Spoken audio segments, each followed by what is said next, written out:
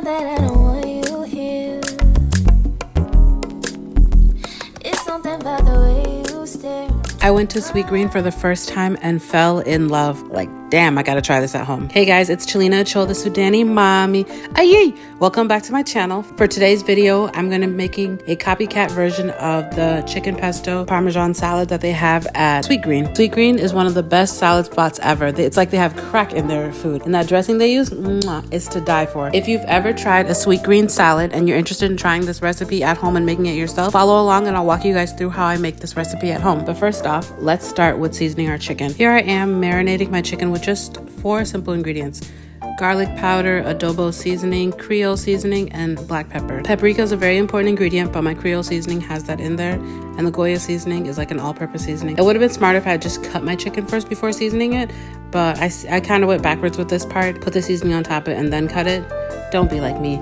Cut your chicken first and then season it. Also, you can add a marinade to it as well, or some lemon juice, and let it marinate for about 30 minutes. Nice and tender. For some reason, I didn't marinate this chicken this time around.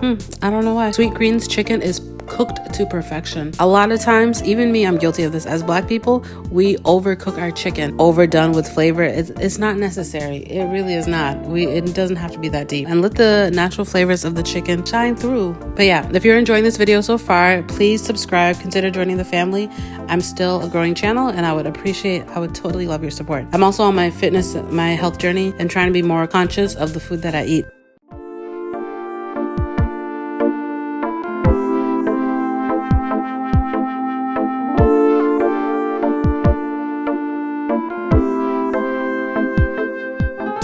And now we're on to cooking the za'atar breadcrumbs. This recipe calls for homemade fresh breadcrumbs. I never made breadcrumbs in my entire life. So grab your favorite bread, break it up into some small little pieces, and lay it out on a baking sheet. Here I am just breaking this is what really hit the flavor. I'm like, what is that flavor? There's something in your mouth. It's such a earthy, umami, fire flavor. Air fryer cooks your chicken so fast. I always recommend cooking with an air fryer. It'll save you so much more time. I was super against it. Now I'm just like, I can't imagine my life without using an air fryer.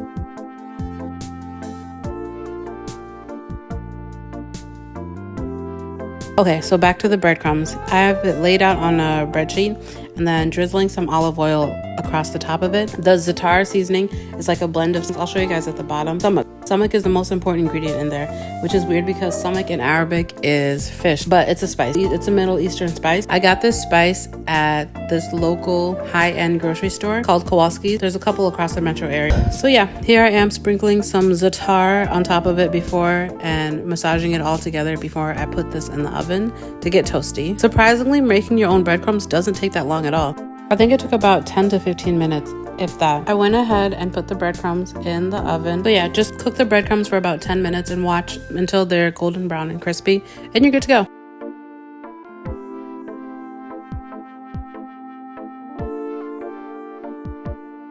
Next step, this recipe also calls for a spicy broccoli.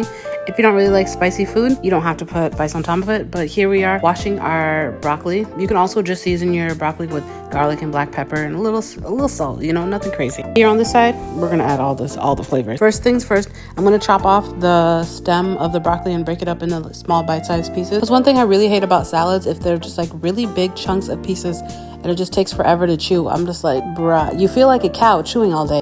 Here we are chopping up our broccoli. I don't have a steamer. I make do with what I have. I just added just a little bit of oil to the bottom of the frying pan. Nothing crazy, so it's not boiling my broccoli. Give it a steam. And make sure you don't cook your broccoli for too long because then it'll get wilted and soggy. That's not what we want over here on the side. We want a little crunch. The spices you see I'm gonna add is a black pepper, garlic powder, onion powder, mushroom umami flavor. This is optional. You don't have to use this. I just thought it would just give it more depth of flavor, and I thought it was cool. And some chili powder. Most chili powder is not that spicy, but this chili powder I got right here from Holy Land is spicy AF. I never would have thought to make broccoli spicy, but it works. Sweetgreen, you did your thing with that one. I mix it up so all the seasoning is evenly coated throughout the entire batch of broccoli to help evenly steam. Also just putting a lid on it for a couple seconds. I don't think I steamed my broccoli for more than 5 minutes. And in that same time, look at that, our breadcrumbs are done. Take the breadcrumbs out of the oven and put that to the side to cool. Next step is the quinoa. Salads have a million steps. The quinoa recipe is just 1-to-1. 1 cup of quinoa, 1 cup of water, put a little sprinkle of salt in there. I got my quinoa from Aldi. Organic, affordable. You can never go wrong with Aldi. You just bring it to a boil, stir it in evenly, put a lid on it, bring the temperature down to a simmer. I promise you that. Them bird seeds don't take nothing but 5 more minutes to cook, and that gives you that little texture in that salad of yours.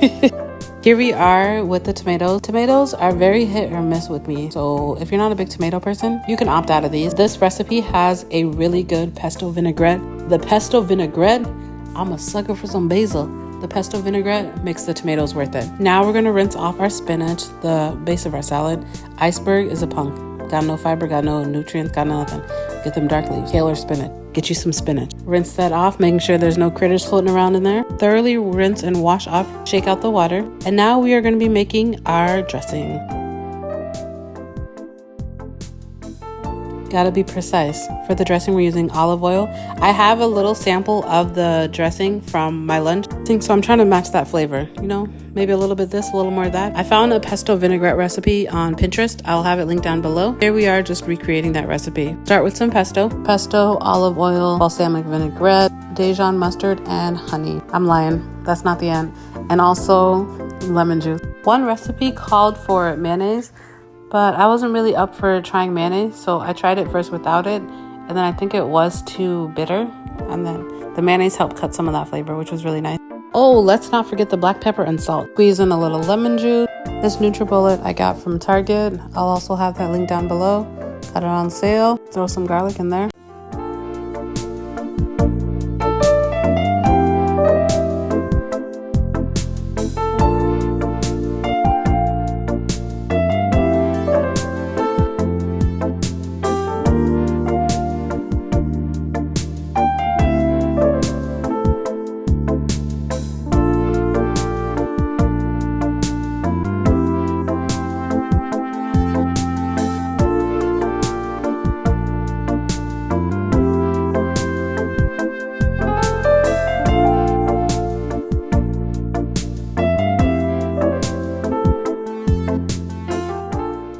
Let's try it out.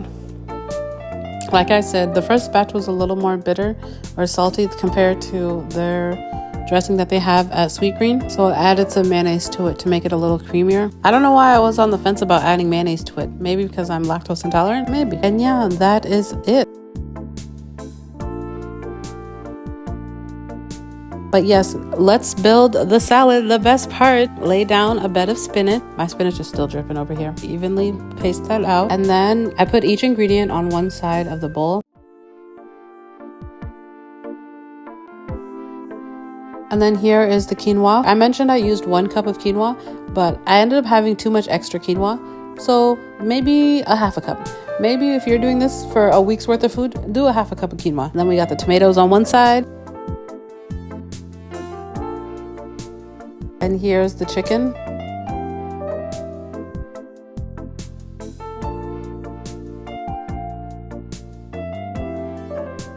Here's the real star of the show, the za'atar breadcrumb. Those guys will melt in your mouth. Honestly, I should just make them as a snack. Those mofos, hit the spot. And some fresh Parmesan in the middle. And there you go. There is our beautiful salad. Doesn't it look like a work of art? Mix all this up together and put them into individual bowls. I hope you guys enjoyed this video and it was helpful. Thanks for watching this video. Want to see more content like this? Please join the fam and subscribe to my channel. Love you guys. Bye.